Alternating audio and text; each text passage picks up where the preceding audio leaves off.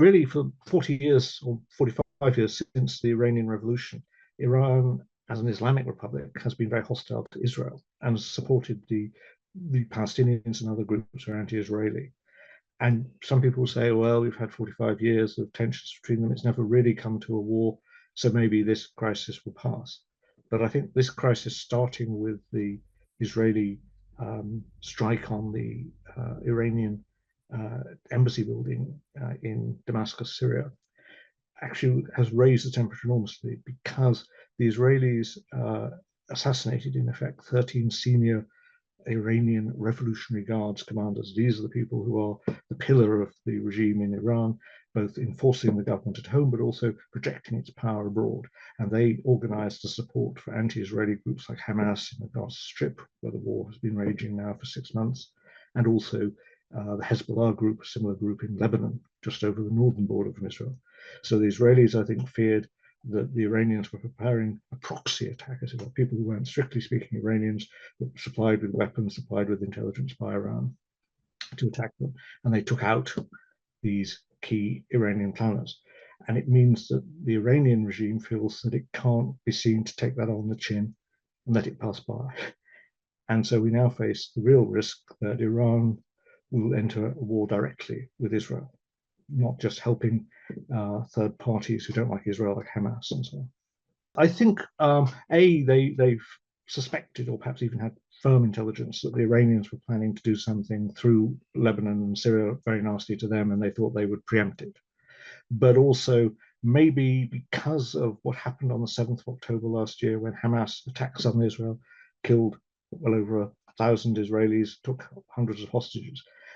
Israeli society, not just Prime Minister Netanyahu, but Israeli society feels mortally threatened and wants, as it were, to eliminate these mortal threats to it in a way that perhaps in previous years they sort of resisted terrorist attacks and so on, but they put up with them.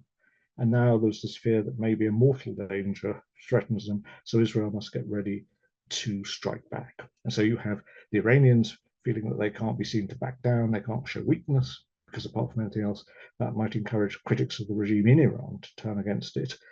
But so the Iranians don't want to seem weak, but the Israelis also don't want to let the problems they have with Iran, with Iran's friends, fester anymore. And so this is the recipe really for a head-on clash. The problem for Israel is that the Iranian missiles are much more dangerous to them than the things that Hamas or Hezbollah have fired into Israel over the recent years, because these are rather primitive ballistic missiles, and the Israeli Iron Dome defensive system is very sophisticated. Its computers can track the trajectory and shoot down these missiles. But the Iranians now have missiles that have maneuverable warheads. And so even if you can notice where the missile is launched from, you might not be so able to shoot it down because it's not following a nice, neat elliptical line. You know, the classic ballistic missiles follow a pattern. Once you know they're coming, you can try to shoot them down, and the Israelis have been successful. So Iran is trying to raise fears of what its capacity is. It's trying to build tension because I suppose the Iranians hope that the Americans and Britons and Europe and so on will play on the Israelis to back down. But in a way, the Israelis are not actually doing anything more against Iran. It's the Iranians who really are trying to raise the stakes. And it's not clear to me that they will back down, though they have a number of possible ways of raising the stakes short of an all-out war.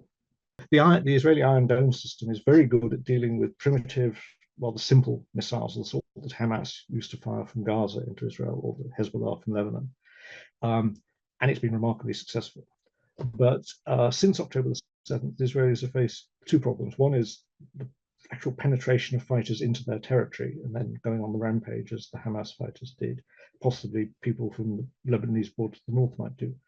And then secondly, the kind of missiles that Iran has are much more sophisticated and much more powerful in terms of destructive power, explosive power, than anything that Hamas has been able to use.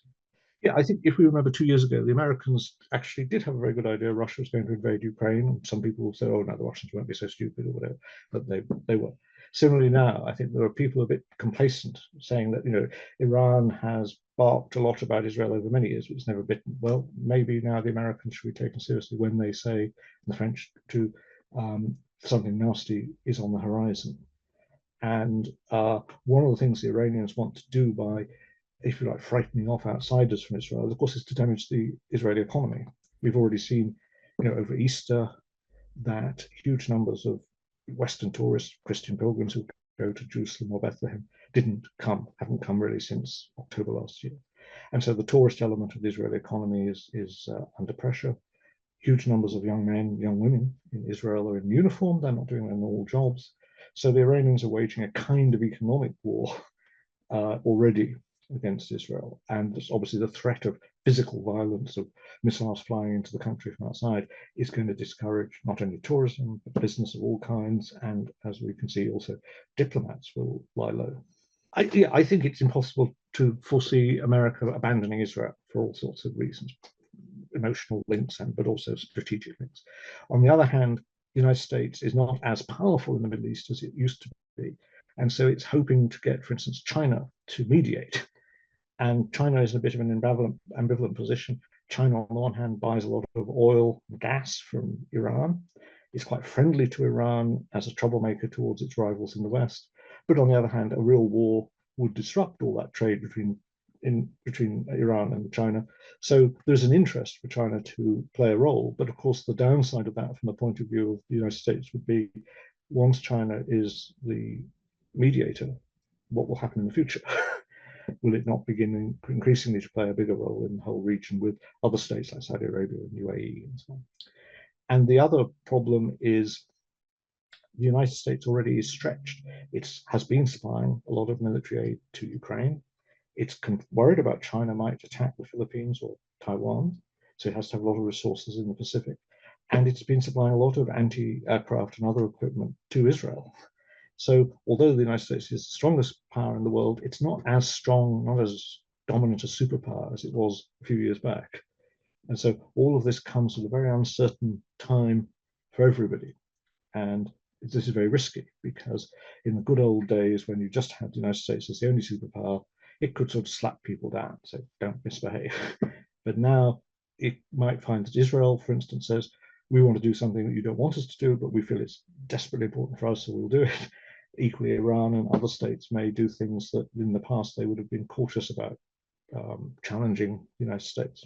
You see, already Russia's exports of oil and gas are making it much more money. Okay, we in Europe don't buy it anymore, but other people do. And all these tensions in Ukraine, in the Middle East, pushing up the price of oil and natural gas and other resources. And who produces these? Russia. It has all sorts of things wrong with Russia, obviously, but it is a storehouse of raw materials. And so Putin's war is now actually making a profit for him. And it's beginning to cause economic problems in the wider world. I'm not suggesting this is the main consideration for President Biden, but he's running for re-election. If oil prices shoot through the roof because of a Middle Eastern war that cuts off oil coming out of the Persian Gulf, then of course his voters at home might say, well, I'm paying much more for energy, much more for gas. Why am I going to vote for him? So we could see quite a significant economic consequence, economic depression even in the wider world, if we have more than a few pinpricks between Israel and Iran. And I fear the likely problem is that neither Israel nor Iran will want to be seen as the country that backs off first. So instead you get a kind of escalation ladder. If the Iranians do something to attack the Israelis will have to respond. The Iranians won't be able to back off. And so you could find yourself going down a path towards an ever bigger conflagration, which, I'm not going to ignore the human cost, but leaving aside the human cost for a moment, will have big economic consequences for the rest of us too. And I think we're likely to see a ladder of escalation. And whether then maybe the Americans and the Chinese together move in to pressure both sides to back off, that might be the best solution. But it's not easy to see how that could work.